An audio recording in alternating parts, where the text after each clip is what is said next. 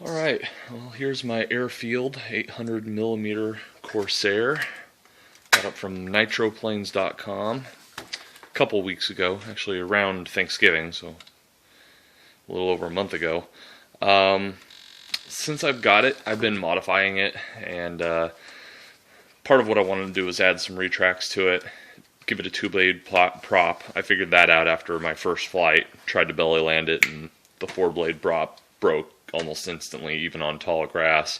Second flight, same thing happened, and so I was like done with the four blade. Put on a 8x, I think it's an 8x6 spinner. I'll put the link under my YouTube comments once I have access to the internet.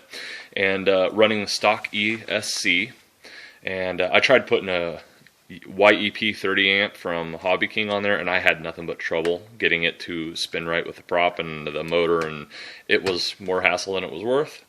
I've had about 5 flights on this so far with this blade, or that prop, and I haven't had a single problem. It's barely warm after a 8-minute flight.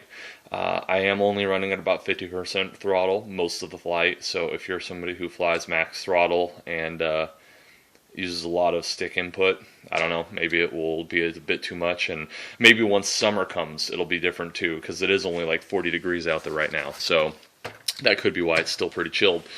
We'll see when summer comes if it's too much or not. If so, I have a 7-inch prop I can put on there to reduce the load, but so far I haven't had any issues. You can see retracts. I did want to put retracts on this plane. In hindsight, I don't know if I would have. It was a lot of work, a pain in the butt, and to be perfectly honest, this is probably better off being a belly lander after all the effort I put into these. I'll put a link to these retracts also. They're the smallest I could find that are twist and turn, and I got them on Hobby King also. They work well, but the strut here that holds the axle, this piece here, it's built into this whole mechanism.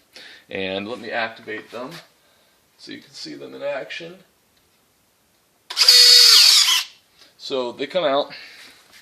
Now if you can see right there, let me zoom in if possible. It's kind of hard to see, but there's a little metal, it almost looks like a paper clip right there.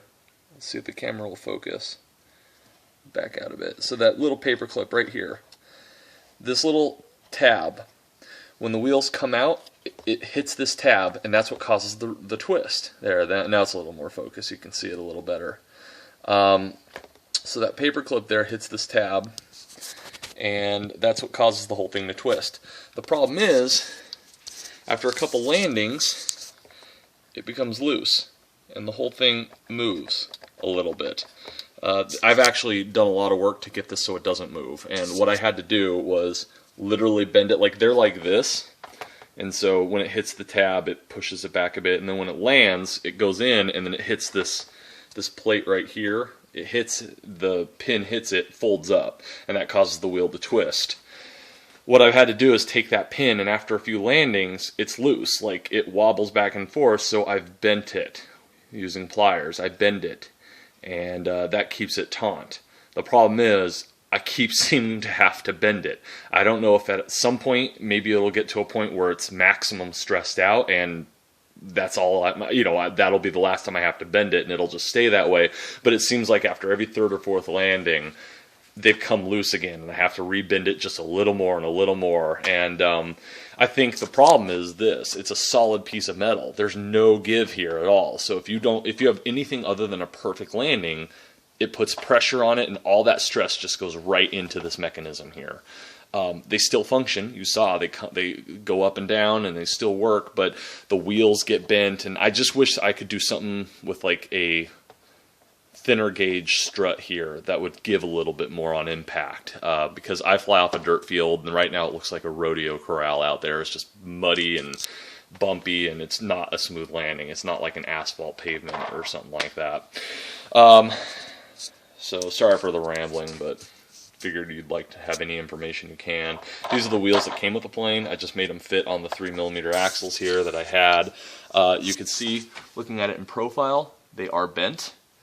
So that is the way I could get it to fit the wing cavity, because you can see how it bends also. So I had to bend the wheels back so that when they close properly. Let me see if I can get this for you. Gotta grab my controller.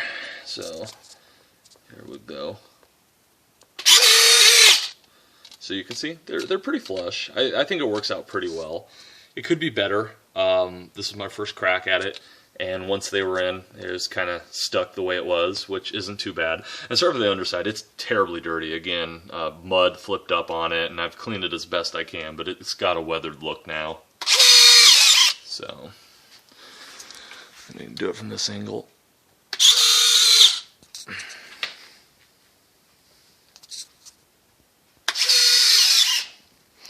So, all in all, I mean, it works well. I'm happy with it, but it did take a lot of work. You can see there where I just carved out. I did it all by hand, but you know what? If I wish I'd done it sooner.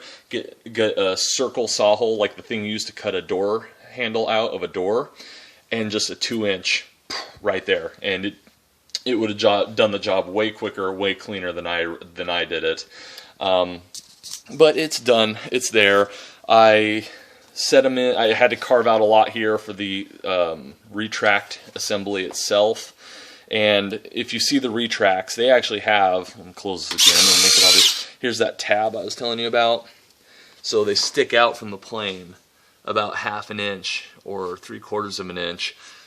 That surprisingly makes it really hard to belly land. Every time I have belly land, it just, like dirt, grass, it just grabs these things like really badly.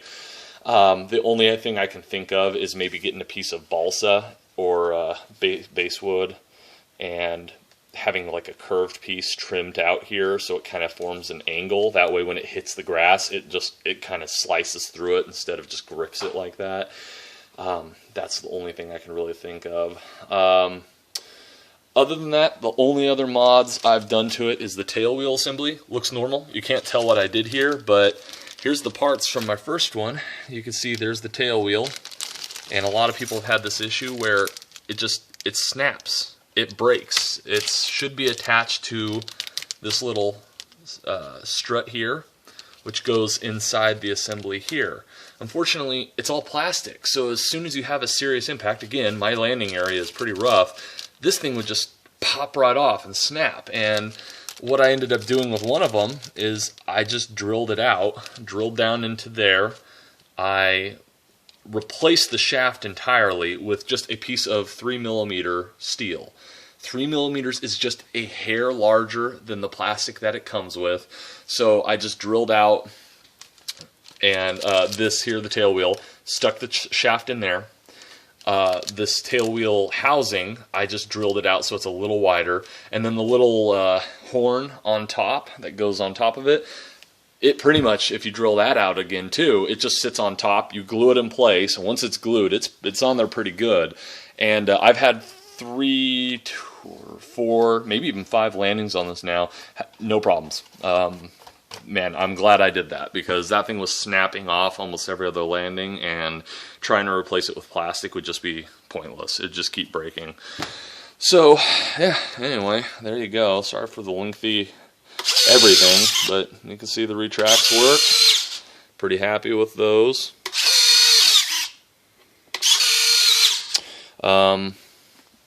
Yeah, just be aware it wasn't easy. Took a lot of cutting out, and if you do it, best of luck to you.